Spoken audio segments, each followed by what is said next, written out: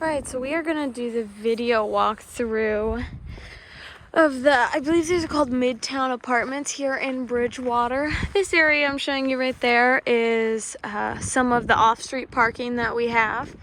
And then we'll walk over there a little bit. There are two groups of fourplex buildings here, so we have 8 apartments here in total.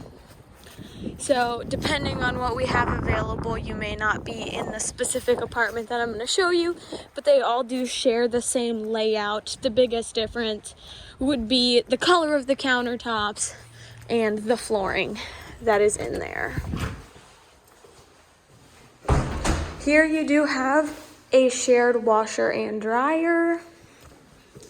Then we're going to come over here and take a look at this apartment. This is apartment number 5.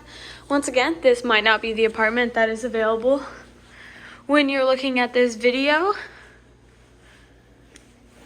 So you have bedroom, bedroom, bathroom. So here is bedroom number 1. Pretty large closet there.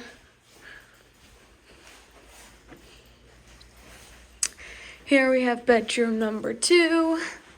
Once again, a pretty large closet in here. And last, the bathroom.